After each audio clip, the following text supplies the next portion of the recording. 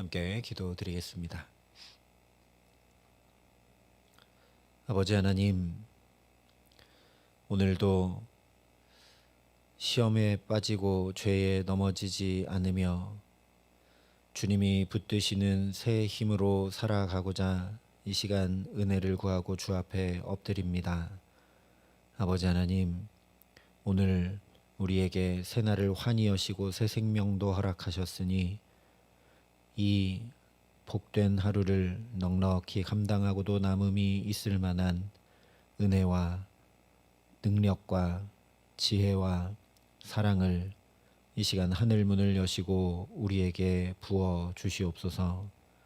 주님의 말씀이 우리 가운데 그렇게 임하게 하시고 말씀이 육신이 되어 참 삶을 어떻게 살아야 하는지 본을 보여주신 그 예수를 뒤따라 살아감에 부족함 없도록 이 시간 성령으로 우리에게 역사하시며 함께하여 주시옵소서. 예수님 이름으로 기도합니다. 아멘. 오늘 우리에게 주시는 하나님 말씀은 여호수아 7장 2절부터 5절까지의 말씀입니다. 여호수아 7장 2절부터 5절까지의 말씀입니다. 여호수아 7장 2절부터 5절 말씀을 제가 봉독해 드리겠습니다. 하나님의 말씀입니다. 여호수아가 여리고에서 사람을 베델 동쪽 베다웬 곁에 있는 아이로 보내며 그들에게 말하여 이르되 올라가서 그 땅을 정탐하라 하매 그 사람들이 올라가서 아이를 정탐하고 여호수아에게로 돌아와 그에게 이르되 백성을 다 올라가게 하지 말고 2-3천 명만 올라가서 아이를 치게 하소서. 그들은 소수이니 모든 백성을 그리로 보내어 수고롭게 하지 마소서 하므로 백성 중 3천 명쯤 그리로 올라갔다가 아이 사람 앞에서 도망하니 아이 사람이 그들을 36명쯤 쳐 죽이고 성문 앞에서부터 스바림까지 쫓아가 내려가는 비탈에서 쳤으므로 백성의 마음이 녹아 물같이 된지라. 아멘. 오늘 말씀은 패전하게 된 아이성 전투에 대해 전해주고 있습니다. 이것은 단순히 이스라엘 백성들이 전쟁에서 패했다는 역사적 사실을 전해주고 있는 것은 아닙니다. 영적으로 볼 때 죄와 싸우고 죄를 몰아내야 하는 가나안 정복 전쟁인데 그 죄와 싸워 이기지 못하고 넘어지게 된 이스라엘의 모습을 보여주는 것입니다. 그래서 오늘 말씀에서는 왜 패전하게 되었는가, 다시 말하면 왜 죄에 넘어지게 되었는가 그 이유를 밝혀주고 있습니다. 먼저 2절이 이렇게 말씀을 합니다. 여호수아가 여리고에서 사람을 베델 동쪽 베다웬 곁에 있는 아이로 보내며 그들에게 말하여 이르되 올라가서 그 땅을 정탐하라 하매 그 사람들이 올라가서 아이를 정탐하고. 물론 정탐한 것 자체가 잘못은 아니죠. 전쟁을 앞두고 면밀히 살피는 일은 당연히 해야 되는 일입니다.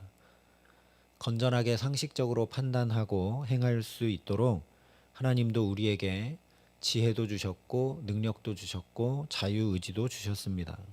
그러나 그 상식과 판단이 바른 것인지 하나님의 뜻에 맞는 것인지 그렇지 않은지는 반드시 점검하고 살펴야 합니다.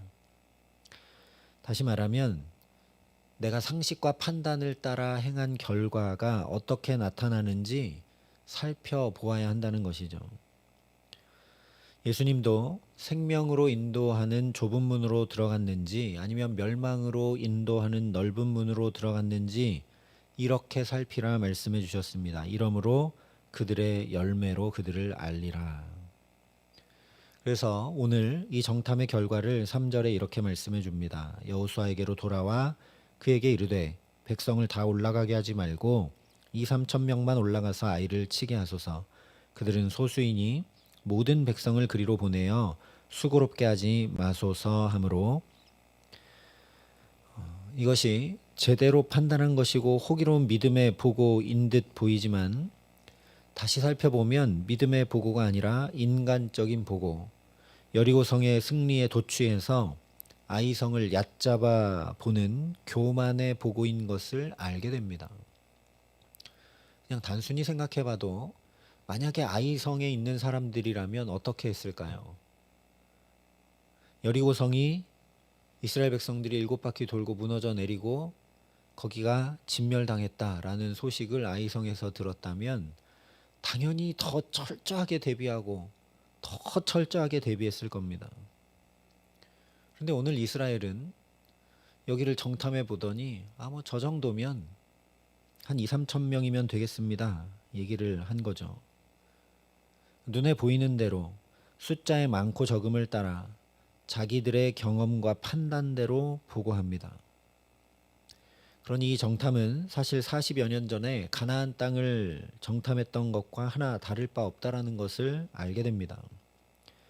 40여 년 전 정탐할 때는 눈에 보이는 대로 거기서 본 모든 백성은 신장이 장대한 자들이며 우리는 스스로 보기에도 메뚜기 같다라고 하면서 절망하고 포기했다면 오늘 정탐에서는 눈에 보이는 대로 아이성은 작고 숫자가 적으니 굳이 많은 군대가 수고롭게 올라갈 필요가 없다. 이 정도만 올라가도 우리가 충분히 이길 수 있다라고 하면서 오만하고 교만하게 행하고 있습니다. 그래서 무엇보다 이 정탐의 보고에 하나님께서 이 성을 우리에게 주셨다라는 믿음의 고백이 전혀 없습니다. 그래서 우리가 또다시 알게 되는 것은 믿음은 바로 시선이라는 것입니다.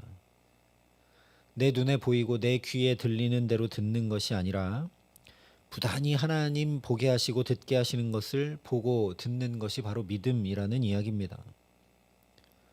똑같은 것을 똑같이 보고 와서도 여호수아와 갈렙은 옷을 찢으면서까지 이 땅을 우리에게 주시리라. 이는 과연 젖과 꿀이 흐르는 땅이니라 고백을 했습니다. 사도 바울도 복음을 전하다가 쫓겨나고 모욕당하고 매맞고 옥에 갇히면서도 눈에 보이는 대로 판단하지 않고 하나님의 복음 전하고 하나님 나라 확장해 나가고 하나님의 일을 하는데 왜 이렇게 쫓겨나고 모욕당하고 수치당하고 매맞고 갇히고 하나님 대체 왜 이러시나 눈에 보이는 대로 판단하지 않고 오히려 이렇게 고백합니다.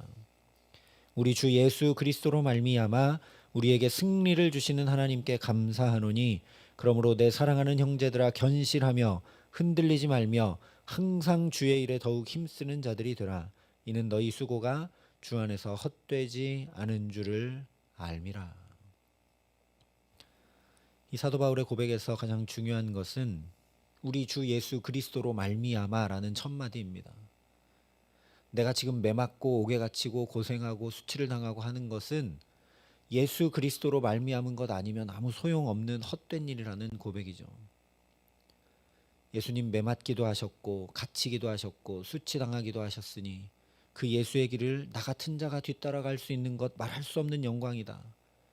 그리고 예수는 그것으로 끝난 것이 아니라 승리를 주시는 하나님의 영광 가운데 거하셨으니 이 길의 끝에는 내게 주실 면류관이 예비되어 있음을 안다라는 그런 고백이죠. 그렇기 때문에 눈에 보이는 것에는 흔들릴 수밖에 없고 힘겨울 수밖에 없고 말도 안 되는 것 같아 보이고 억울해 보이는 것 같은 일들이지만 그것을 예수 그리스도로 말미암은 것으로 잇대기 시작하면 흔들리지 않을 수 있고 오히려 견실할 수 있고 이마저도 주님의 일에 더욱 힘쓰는 것이 될 수 있음을 분명히 알라라는 이야기입니다. 헛수고처럼 보이지만 결코 주 안에서 그것은 헛수고가 아니다라고 선포하고 있죠. 그러니 오늘도 저와 여러분이 있는 그대로 보고 판단하지 않게 하시기를 간절히 기도합니다.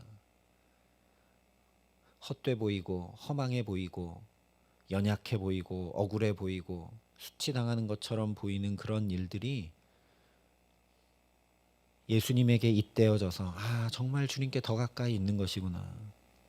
나 같은 자가 주님의 발치 뒤끝이라도 따라갈 수 있는 놀라운 은혜구나 라고 사도 바울처럼 믿음의 눈으로 바라보면서 우리가 처한 상황과 환경과 형편들 가운데 그러니 죄에 넘어지지 않고 시험과 악에 빠지지 않으며 주께서 바라보게 하시는 것들을 바라보며 이 말씀 그대로 견실하게 믿음 위에 더욱 굳게 서게 하시기를 간절히 기도합니다. 그래서 우리 믿음의 선한 싸움과 수고가 헛되지 않음을 분명히 확인하고 또 확인하기에 오히려 감사함으로 더욱 주의 일에 힘쓰며 승리함으로 살아가는 저와 여러분 되게 하시기를 예수님의 이름으로 축원합니다. 이처럼 교만한 마음과 믿음의 시선을 잃어버린 것이 패전의 첫 번째 이유라면 두 번째 이유는 거룩을 잃어버렸기 때문입니다.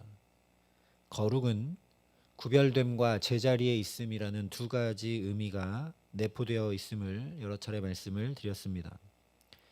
근데 오늘 이스라엘 백성들과 여호수아가 제자리에 있지 않고 정탐한 후에 자기들의 계산과 판단대로 그냥 행합니다. 이것이 매우 심각하게 잘못된 행동인 이유는 이미 약속의 땅 가나안을 차지해 나가는 첫 전투인 여리고성 전투를 앞두고 하나님께서 친히 여호와의 군대 대장을 보내주셨기 때문입니다. 실제 전투에 앞서서 여호와의 군대 대장에게 보고하고 그의 명령을 받지 않은 채 마음대로 전쟁을 시작했다라는 건 그냥 군대의 질서로만 봐도 하극상 및 명령 불복종이라는 치명적 과오죠. 여호수아는 여호와의 군대 대장 아래서 그의 명령을 받아 수행하는 이스라엘의 사령관임을 이미 여리고성 전투에 하나님이 확실하게 다시 한 번 더 확인시켜 주셨습니다. 여호수아가 이 전쟁을 주관하고 주도하는 결정권자로 행해서는 안 되는 일인 것이죠. 정탐꾼들이 와서 보고했을 때 그 보고가 설령 믿음의 보고가 아니고 눈에 보이는 보고라 할지라도 그것을 가지고 여호와의 군대 대장에게 나아가 보고하고 그 군대 대장을 통해 명령을 받고 아이성 전투로 나갔어야 되는데 자기가 주관자가 돼서 이 정탐꾼들의 보고대로 한 2, 3천 명만 그럼 가자 하고 전쟁에 올라갔다가 패한 것이죠. 이 역시 40여 년 전 가나안 정탐 후에 민수기 14장에서 이스라엘이 보였던 바는 그대로입니다.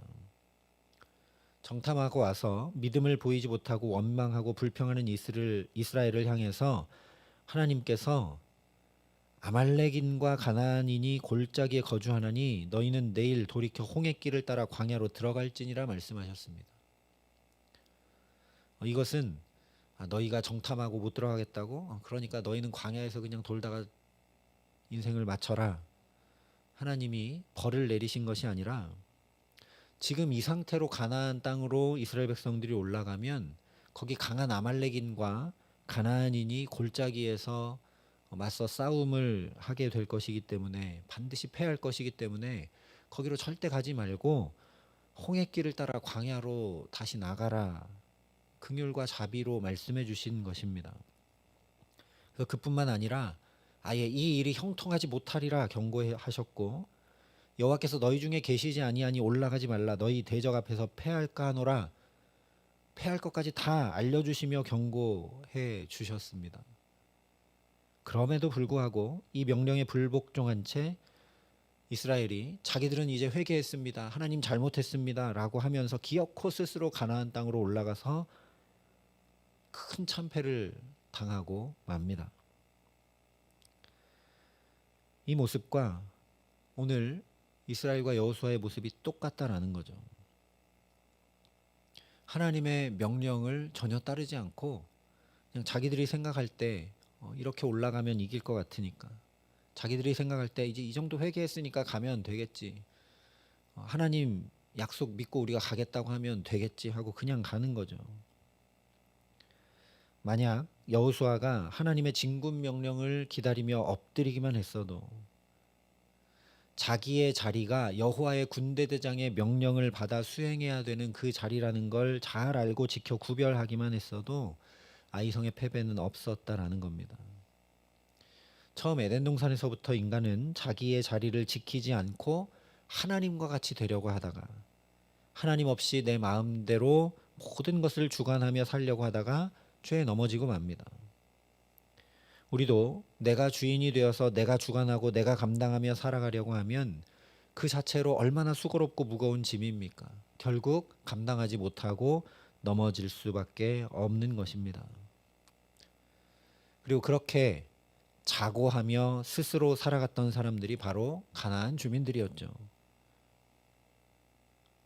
우리가 이런 굳건한 성이 있고 이런 군사력이 있고 이런 무기가 있으면 저 이스라엘이 쳐들어와도 우리는 능히 이길 수 있다. 자기들의 방법대로 살았습니다. 그러니까 회개하지 않았죠. 최소한 40년 동안의 회개의 기간이 주어졌고 홍해를 건널 때부터 사실 이 가나안 땅의 백성들의 마음이 녹았다라고 라합이 분명히 얘기했습니다. 그런데도 하나님 앞에 회개하고 돌이키지 않고 자기들의 계산대로 굳건한 성과 무기를 더 막 준비하는 거죠. 우리가 잘 아는 대로 아무 소용없이 할 일 없이 무너집니다. 그런데 겨우 여리고성 전투 하나 승리한 이스라엘이 자고하게 되자 이제는 정반대로 이스라엘 백성의 마음이 녹아 물같이 되어버렸다라고 5절이 분명하게 말씀합니다. 여호수아 전체에서 전쟁은 하나님께 속한 것이라는 말씀 그대로 전쟁의 주관자는 오직 하나님 한 분이십니다. 그래서 6장에 하나님께 온전히 바치라 하신 그 말씀 안에는 너희의 주권을 하나님께 온전히 바쳐 드리라는 중요한 의미가 거기 내포되어 있습니다. 그냥 전쟁에서 가나안 땅의 모든 것을 진멸하여 하나님께 바쳐라는 의미 정도가 아니라 또한 이스라엘은 하나님께 바쳐진 구별된 거룩한 하나님의 것이라는 의미 정도가 아니라 너희의 모든 주권을 하나님께 내어 맡기고 하나님의 말씀을 따르고 청종하고 준행하라는 의미가 내포되어 있다라는 겁니다. 오늘 우리도 마찬가지입니다. 내가 내 자리에 있지 않고 하나님의 때나 하나님의 지혜나 하나님의 방법을 기다리거나 취하지 않고 또 실제 우리 삶에서도 저 사람이 하는 것을 내가 하면 더 잘할 것 같지만 전혀 그렇지 않습니다. 내게는 내게 주신 자리가 있습니다. 그 자리를 잘 지켜나가는 것이 죄에 넘어지지 않는 가장 좋은 방법 중 하나입니다. 달리 얘기해 보면 비교하지 않고 교만하지 않고 내게 주신 것으로 만족하고 기뻐하고 감사하며 살아가면 불안과 낙심이 아니라 기쁨과 찬양으로 살게 됩니다. 그것이 부모의 자리든 자녀의 자리든 일터의 자리든 직분의 자리든 하나님께서 내게 주신 내게 맡기신 자리임을 깊이 깨달아 알게 하시기를 간절히 소망합니다. 그러니 다시 여리고성 전투에 임했을 때와 같이 겸손히 하나님의 명령을 묻고 구하고 따름으로 거룩의 제자리를 지켜나가는 저와 여러분 될 수 있기를 간절히 기도합니다. 그래서 오늘도 악과 죄와 시험에서 건짐받고 승리하게 하시기에 우리 믿음의 선한 싸움이 우리 인생과 삶 전체가 하나님께 속한 것, 하나님의 것으로 귀히 여김받고 보호받고 인도받고 있음을 또다시 분명히 확인함으로 세상은 결코 줄 수 없는 하늘의 기쁨과 평강, 내 눈에 보이는 것과 전혀 다른 하나님의 놀라운 평강, 하나님 나라를 유업으로 누리며 살아가게 하시는 귀한 은총 더해 주시기를 예수님의 이름으로 간절히 축원합니다. 함께 기도하시겠습니다. 아버지 하나님, 우리도 오늘 여호수아와 이스라엘 백성들처럼 너무나 쉽게 또 쓰러지고 넘어지고 죄에 빠집니다. 하나님을 놓치고 내가 주인이 되어 살아갈 때가 너무나 많습니다. 하나님, 그렇게 나의 믿음 연약함을 주님 아시오니 주 예수여, 오늘도 새 힘을 주시고 우리를 붙들어 주시옵소서. 아버지 하나님, 그래서 참으로 우리의 모든 주권을 주님께 내어 맡길 때 여호와께 맡기면 그가 이루시고 우리를 정오의 빛같이 찬란한 영광의 삶 살아가게 하신다는 그 약속의 말씀대로 오늘도 내 눈에는 참 힘겹고 어렵고 좌절하고 낭망하고 실망하고 괴로울 수밖에 없는 여러 가지 일들 가운데서도 하늘 문이 열려서 세상이 줄 수 없는 참 평강 가운데, 하나님의 기쁨 가운데 하나님 나라를 유업으로 누리며 살아감에 부족함 없도록 우리 모두에게 함께하여 주시옵소서. 이제는 친히 우리의 구원이 되신 우리 구주 예수 그리스도의 은혜와 그 독생자 예수 그리스도를 아낌없이 내어주신 아버지 하나님의 놀라우신 사랑하심과 오늘도 주께 순종하고 주의 말씀 청종함으로 살아갈 수 있도록 우리를 도우시고 붙드시는 성령 하나님의 교통하시고 역사하심이 여기 머리 숙여 먼저 주님의 말씀 듣고 그 주님의 말씀 따라 살고자 이 새벽 첫 시간 엎드려 은혜를 구하는 여기 모인 모든 주의 성도들과 사랑의 빛교회 모든 교우들과 이 나라의 민족과 이 귀한 복음을 오늘도 세계 만방에 전하시는 선교사님들 가운데 이제로부터 영원토록 함께 하시기를 간절히 축원하옵나이다. 아멘.